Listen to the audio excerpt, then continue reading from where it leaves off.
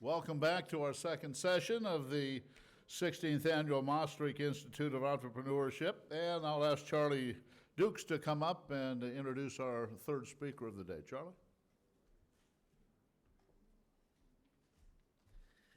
So I've got the pleasure of introducing our third speaker today, and I think it's someone that most of you will recognize. He's an associate professor of the School of Business and Technology here at Missouri Valley College.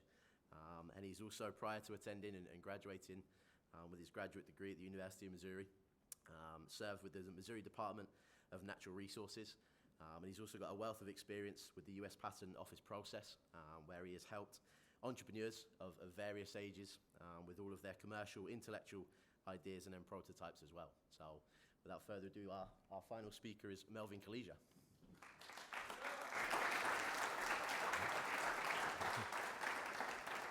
Can you guys hear me? Can you hear me? Yeah. Great. It is going to be incredibly difficult to follow Ms. Roganovich's presentation. It's very informative. It's excellent. But I'll try and do my best. How many times have you been somewhere, you've been walking down the street, you've been standing there talking to somebody, you're sitting down, and you're thinking, you know, there's got to be a better way to do this. You've seen somebody doing something like, oh, I can do that better. There's got to be a way. But you didn't do anything. Why? Why didn't you? Was it too complex? Probably not. You probably forgot about it. One of the things you got to do is you always have to have, you can do it on your phone, record. If you see something that you want to remember, if you see something that you think you can do something about, record it so you don't forget. Maybe you can play it to somebody and they'll say, hey, you know what? I thought the same thing. Well, for me, this moment of I can do something about it came in 2007, 17 years ago, when Dean Simich asked me to go ahead and present. I was excited. I was over the moon. I love it. 5 minutes later, I'm going, what did I just commit to? Reason being, if I'm going to do a good job, I got to tell you everything that happened. And some of it's not pleasant. Some of it's like, oh my God, Mel, what did you do that for? But that's the way it is. So in 2007, I am a graduate student at the University of Missouri in finance. And as a graduate student, I was a teaching assistant. And one of the classes I taught met at 2 o'clock in the afternoon. Earlier that morning, and this is around Thanksgiving, this, early November maybe, something like that, mid-November. And earlier that morning, the forecast was that it's going to rain, then it's going to sleet, and then it's going to snow. And if you had any sense at all, if you were out, you need to go home. Not Mel. I am not calling class off. These people have trusted me to deliver. I'm not doing it. So at 2 o'clock, I have class. And I'm looking out the window. I'm thinking, well, it's raining, but no worries. How fast could that turn to sleet? Oh, about 15 minutes. How fast can that turn to snow? About another 15 minutes. And I'm like, oh no, what have I done? And I've got students looking out the window going, is he serious? I mean, we should all be out of here. No, not me. I'm keeping us. We stayed from 2 to 2:50. And right now, it's horrible out. Now, as a graduate student, I had to park at a place called the Cow Palace, which is about not a half, it's about a half a mile from campus. It's Crowder Hall. And I'm thinking, oh no, all I've got is just a jacket. But I did this to myself, no worries, I'll go. So I start walking out towards my car, and here's the other thing, just to bring this in, because this came to me that day too. You know, just the night before this day, this snowstorm, ice storm, sleet storm, whatever it is, I had gone out with some friends and got a burger at the pool hall. Shot a couple of games of pool, no big deal. The next day, I need an umbrella. I don't have one. You mean to tell me that I had money to play pool, I had money to buy drinks, but I didn't have money to buy an umbrella? What? You think something common sense like that you would need? No. I'm walking back to my car, I'm soaked. I get to my car at the Cow Palace, and it is covered in ice. Covered. I'm like, well, this isn't going to work out well. So I get my key out.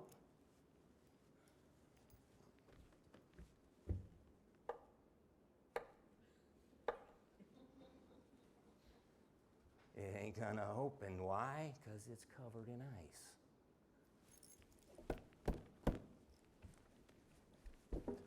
Oh, this is horrible. I can't get the damn thing open. I can't get the ice off. And then I look around, and there's a bunch of other people like me doing the same thing. I'm like, oh no, there has got to be a better way.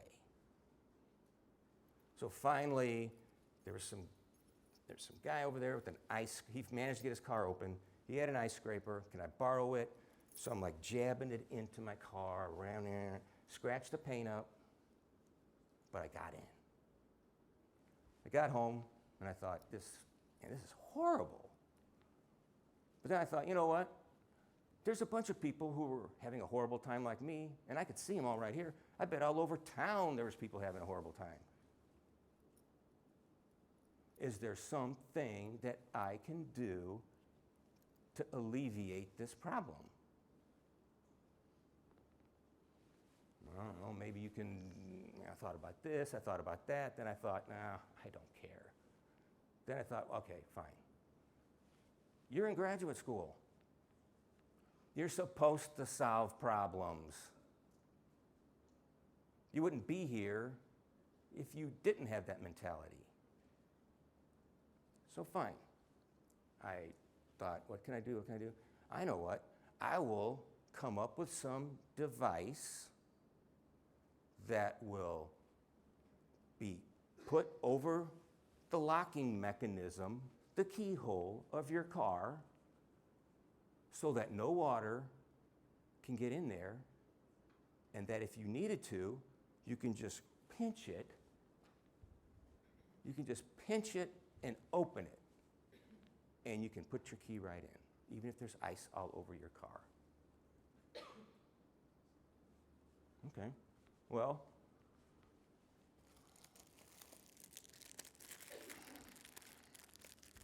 I thought, well, what should this thing look like? You know what? Let me just make one and just see if this is even close to what it should look like. So I thought, well, first of all, I need a magnet. I need something really magnetic to latch onto the door handle, latch onto the keyhole. I said, then I need something to kind of cover up the whole, around the area so that no water can get in. Okay. I want to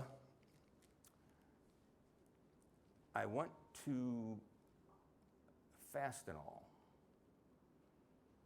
And there's a guy in there, I said, look, I need a really, really strong magnet. But it's got to be the size of a dime. He's like, let me see what we have. So we're looking through these polarity charts and stuff, and he goes, I think it's this one right here. I'm like, great, give it to me. I said, then I need some silicone. I just need silicone out of a tube that I can squeeze on top of this magnet, stir it around a little bit, let it set, take it, and stick it on my car door and see if it works.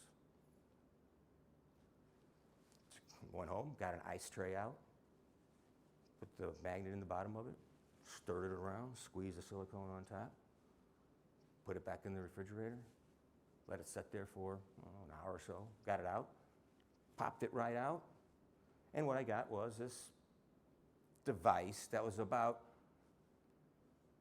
1/4 of an inch thick and about the size of a $50, completely flat. Went out to my car and just stuck it right on there. I was like, wow, this is fantastic. Look at this thing. It fit right on there. Took it off my car. I went to my neighbor's car. Yes! It works. Took it off that car. Let me go across the street and see what works over there. Went over there, and this guy rolls up the window and goes, hey, what are you doing to my car? I'm trying something out. Put it on there. Wait a minute. How come where your keyhole is, the door is bent? Well, it's not going to work on every car now, is it?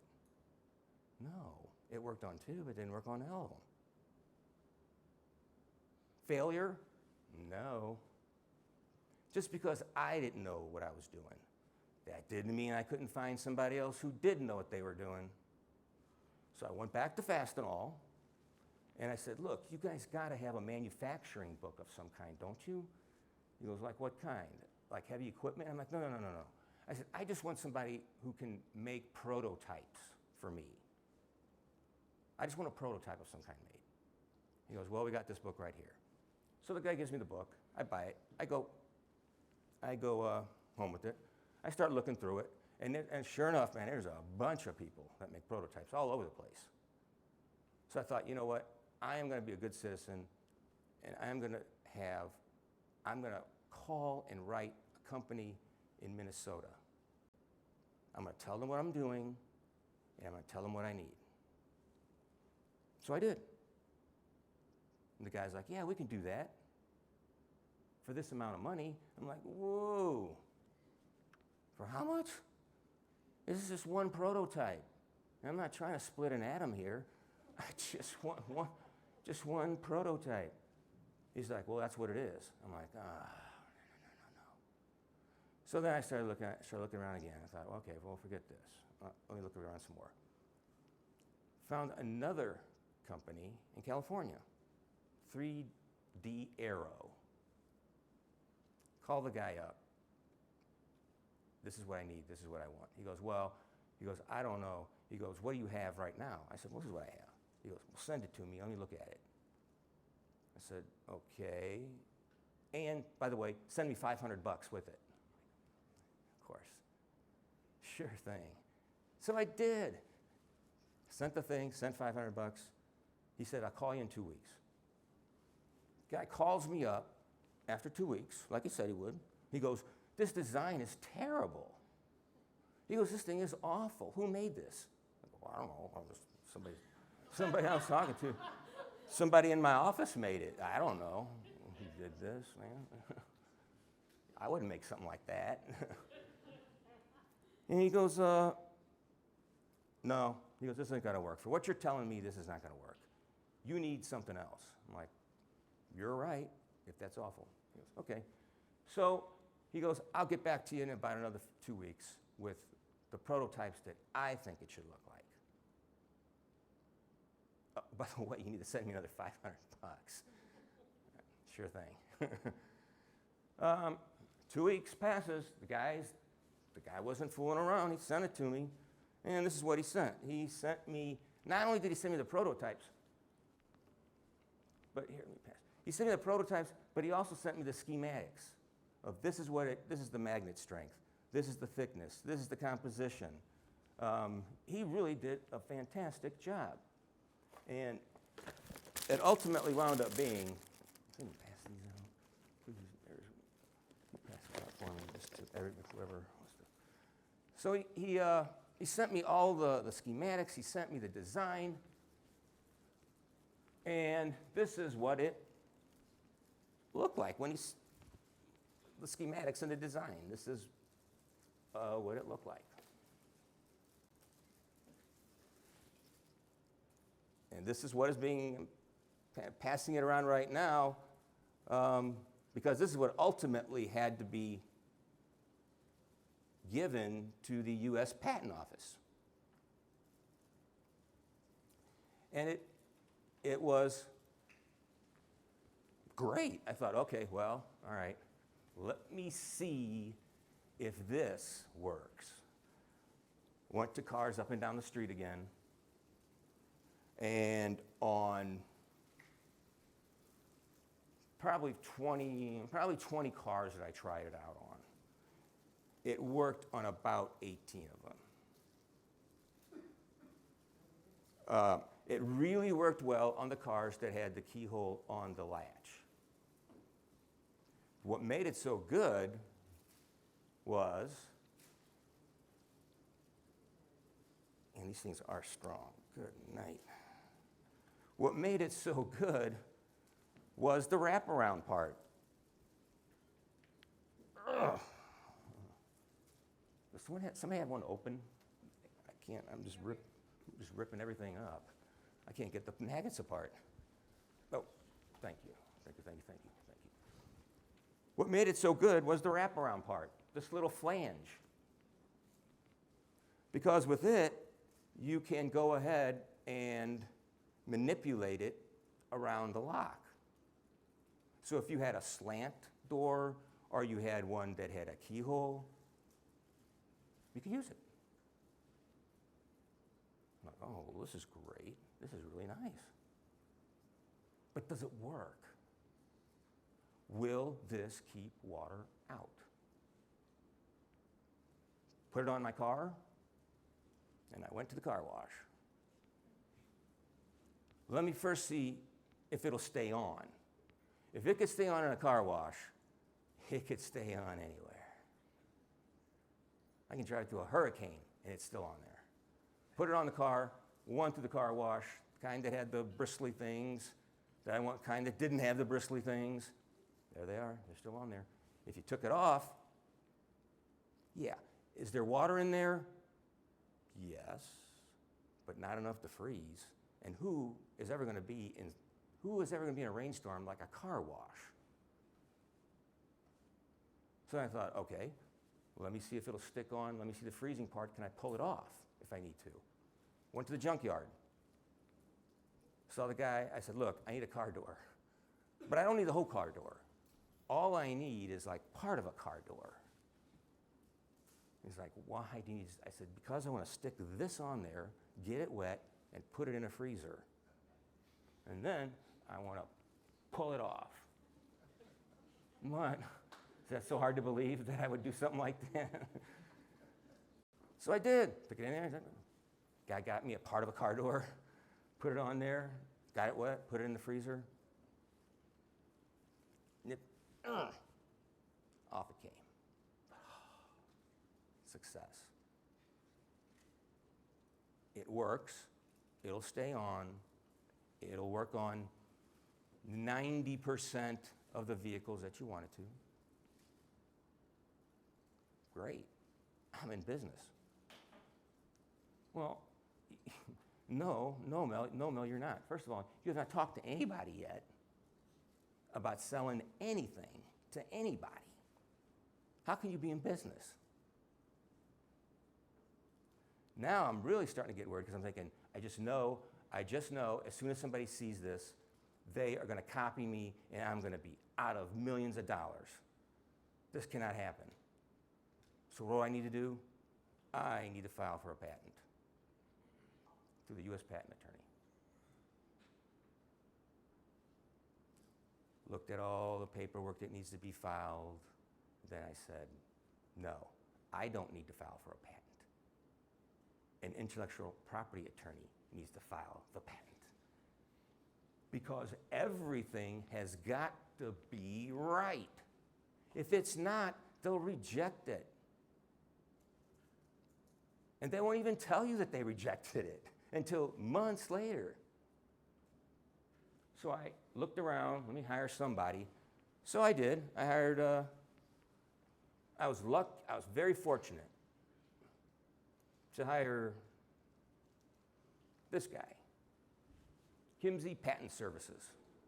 He was in private law, decided to go solo, and he was in Boonville. Showed him the stuff. He goes, oh yeah.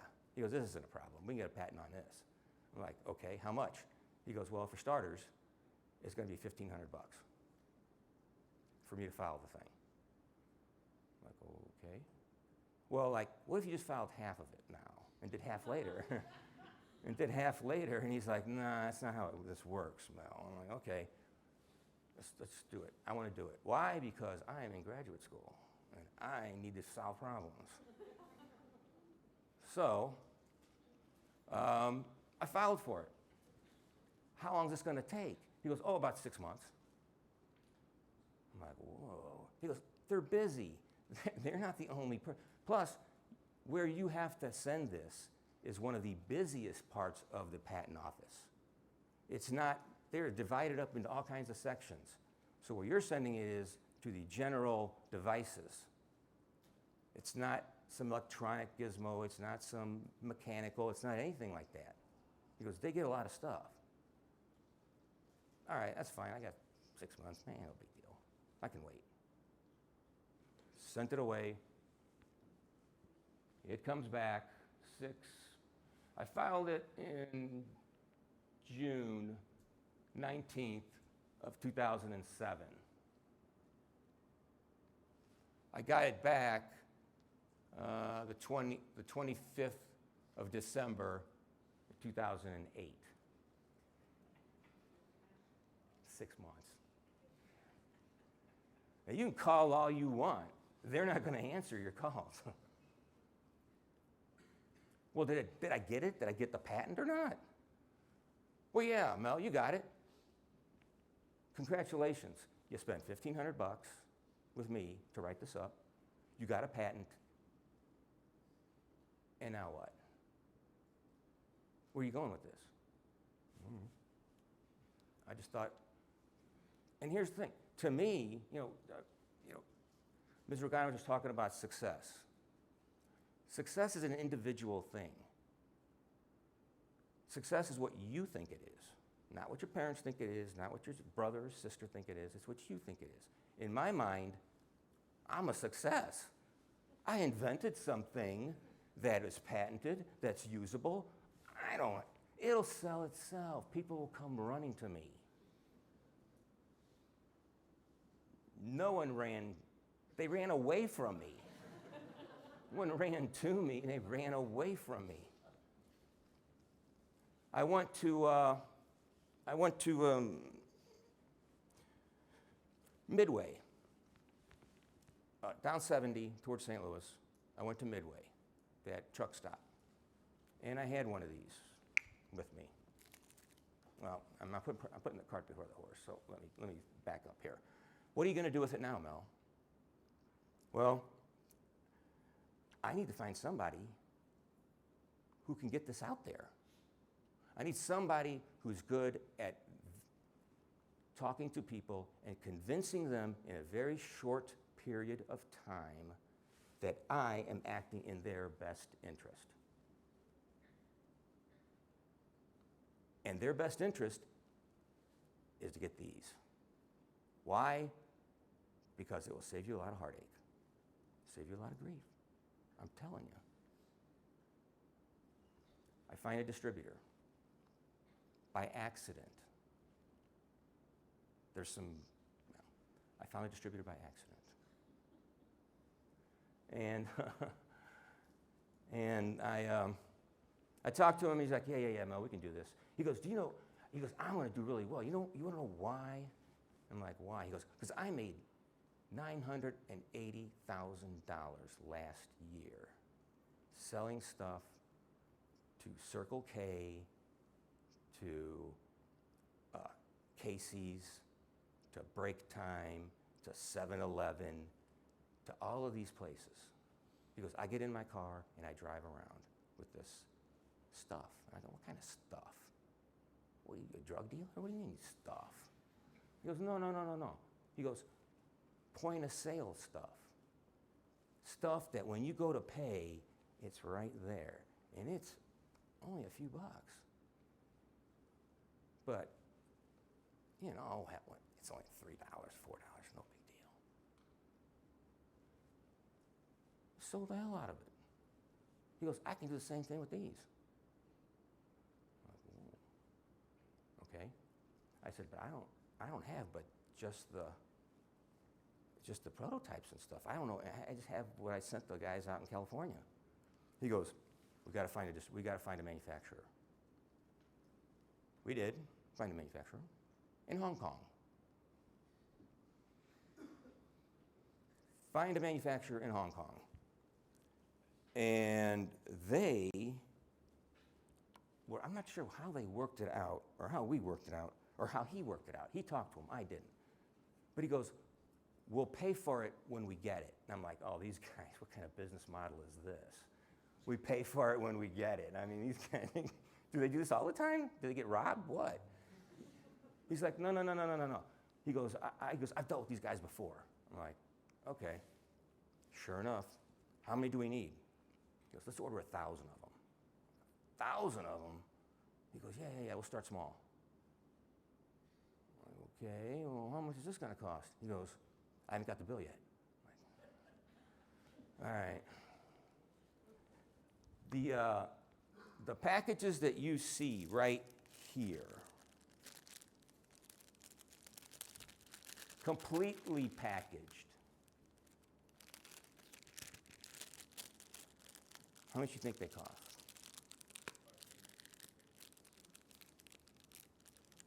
Packaged, shipped, sealed. How much? 52 cents. 52 cents is right here. Mel, you owe me $520, of course. But he goes, here's what we'll have to do. We'll have to make it in different colors. He goes, I know what the 6 best color schemes are for automobiles. And we'll have to make it in 6 different colors.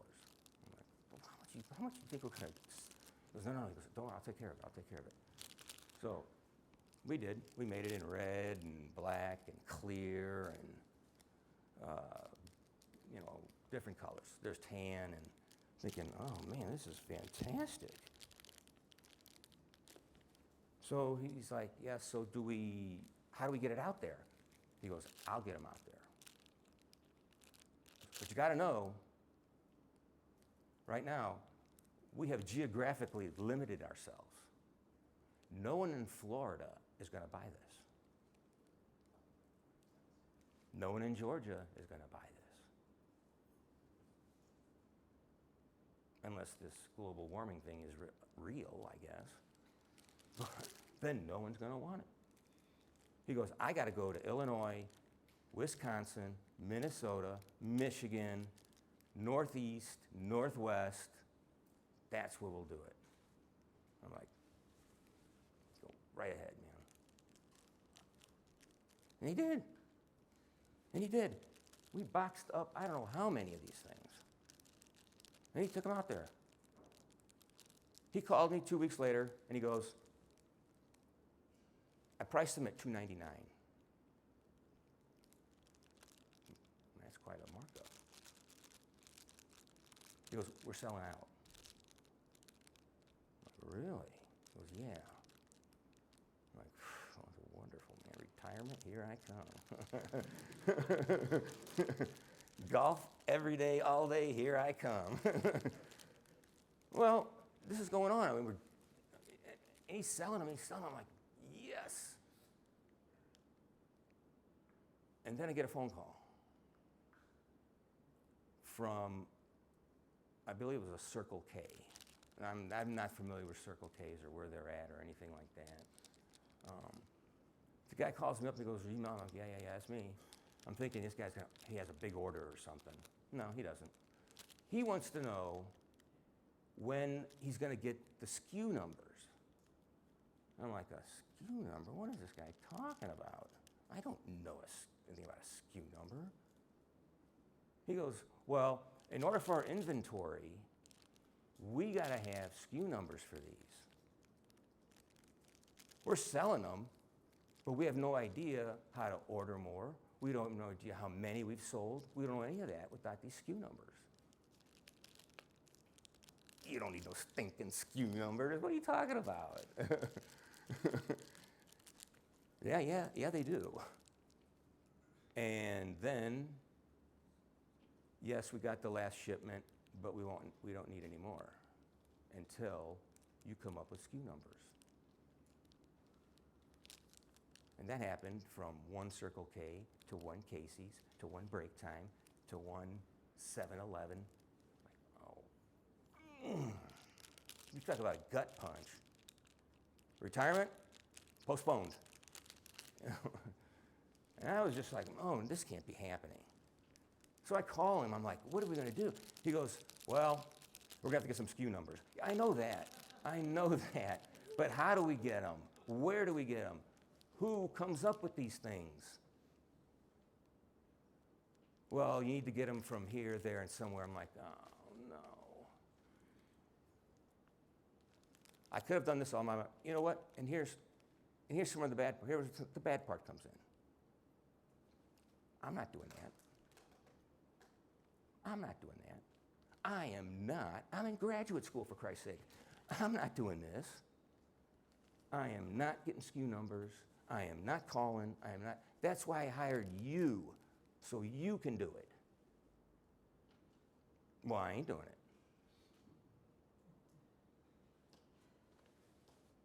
That was that.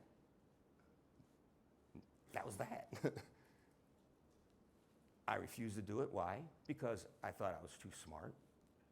I thought I was too brilliant. I thought I didn't need to be bothered with this stuff. No one's going to watch your business better than you. No one. This was not a business to me, but this was something I thought, okay, fine, this is going to work.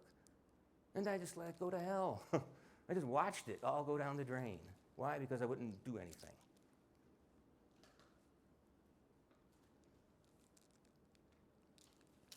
Great, I had a patent. I had these things, but nothing else. So then what do you do? Well, then you put everything that you have in these big boxes and you put them in the attic of your home. And when you move, you gotta lug it down. That's what happened. Now that's one possibility. The other possibility is you can find another distributor. The other possibility is you can start talking to some other people and thinking, hey, what do you think about this?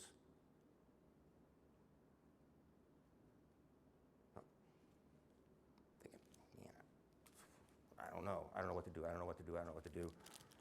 So then I started looking around some more, and I thought, you know what? I know there has to be another use for this. There has to be. I just haven't found the right person yet. They're out there, I just haven't found them.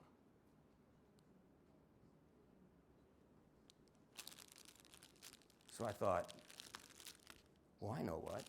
These things are tremendous, man. They will stick to anything. I bet these would be the coolest refrigerator magnets you ever saw.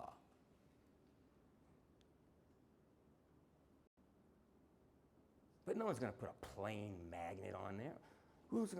I guess you could. You can stick a plain magnet on there. It's fine. But wouldn't it be nicer if it had something on it? Like, what if you put a logo of some kind, or an emblem of some kind, or some sort of novelty on it that took it from plain white to, hey, where'd you get those? You put this on your refrigerator, it ain't, whatever's on there, it ain't coming off. So I started looking around. Went to a guy did engraving. He's like, no, man, silicone. He goes, it doesn't draw straight lines. We got to do it, the heat's too much. Okay. Went to 3 or 4 or 5 different places. And everybody looked at it and said, this is great. We can do it. But we're worried about the quality that it's going to look like. Why? Because it's silicone. Finally, I find somebody who does hydro dipping. Guy down in Springfield. I sent it to him. He goes, look, man, if you got something, I can put an emblem on it. Don't you worry about that. I'm like, all right, cool. Sent it down to him. Dude, I got a problem. Nothing will stick. I'm like, oh, great. He said, he goes, I can get it to work. He goes, but it's not, he goes, it's a pretty labor-intensive process. He goes, how much do you want to get into this? I'm like, well, I don't know. I mean, hell, it only costs 52 cents to make. Is it going to take more than 52 cents to put stuff on here? He goes, well, probably not, but you got to come up with all the decals. You got to come up with the designs. You got to come up with all of this stuff. And you got to put it in a vat, and you got to lower these into the vat so that to get the actual whatever you want to stick on here.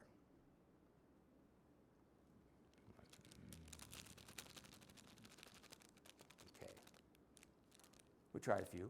It worked. But the other thing that Mel wasn't thinking of, I still wanted it to use it for this. What's the one thing that Mel did not think of? That it was impossible to think of at the time. When all this was going on, it was impossible to think that this would happen. But it did. Somebody? What would have thrown this for a whole loop? Keyless entry.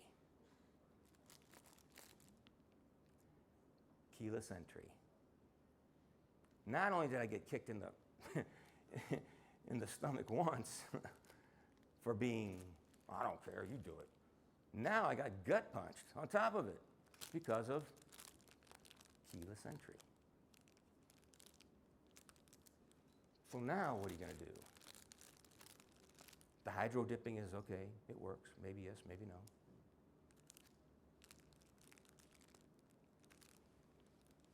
How are you going to sell these now with everything is being repackaged as an auto lock protector, Mel?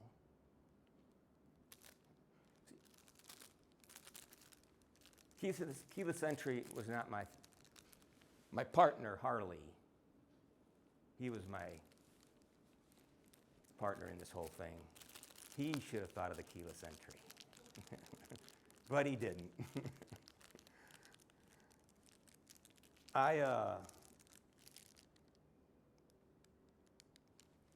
You get short-circuited. I got short-circuited. But that doesn't mean it's dead. It's on life support. That's for sure. But it don't mean it's dead. One of the things that I did to try to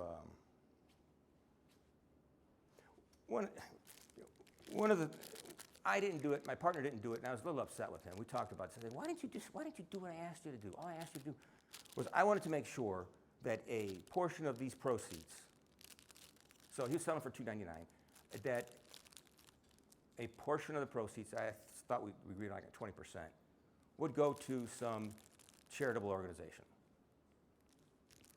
Places are a lot more receptive to taking your stuff in when they know that you can turn around and give it to someone or some charity or some group in need. So for me, it was disabled veterans. I said 20% of the proceeds, and put this on their point of sale. Maybe they would have said, you know what? We don't need a SKU number. He didn't do it. I didn't act on it. Another boo-boo by Mel. He didn't do it. I didn't act on it. Maybe they would have said, you know what? Yeah, we'll keep it on there. He's doing this for a cause. But it didn't happen.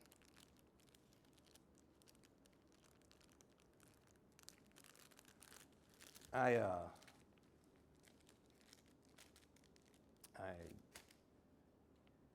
don't feel bad about it. I didn't lose any. I made money. I didn't make retirement money, but I made money. I got to learn a lot about myself, and if you're in business, you got to know what you are willing to do to succeed. I was not willing to do the heavy lifting. So that's what happens. No one's going to watch your business better than you. If you don't heavy lift, I'm out of time. Oh, wow. Just like I practiced it. It's amazing. No, I will tell you guys, look, you guys have the biggest gift on your hands right now. What's that? What's the biggest gift that you have?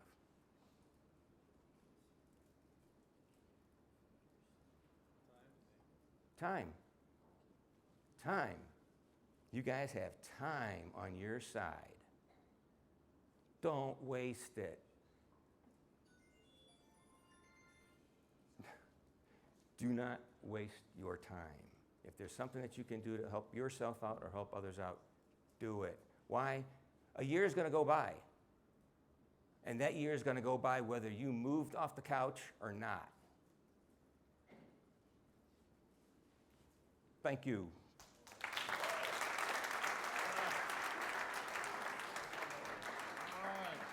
All right, how about some questions? That was very good. And who has a question for Mel? We'll start back there.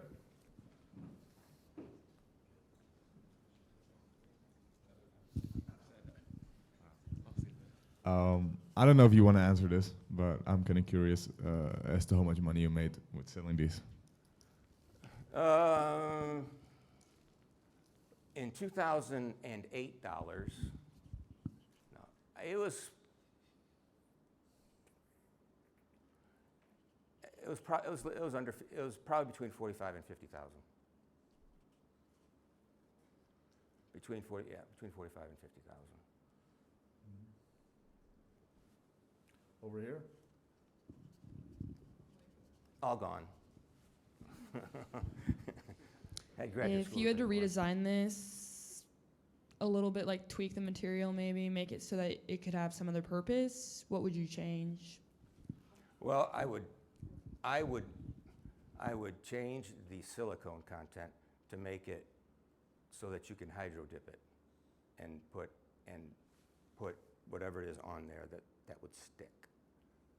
The silicone content was too high and stuff wouldn't stick to it. If you can change the silicone content a little bit to get whatever it is to stick, you could, I'm sure that you could sell them as anything from, refrigerator mat to whatever, it would just be, yeah. Because now all of a sudden you got something that's not custom, but it's a logo kind of thing. Is there no part of you that wants to edit this in a way that, obviously cars are now keyless, but edit it in a way that, like a lot of cars now get broken into electronically. So this could be developed in a way that not only could it protect that, but also keep intact your idea of. Yeah, and that's why I'm hoping that you would come today, because I was going to talk to you about that. No, I'm sure it can be, but I'm sure it can be, but I'll be honest with you. This is for another person to take from here.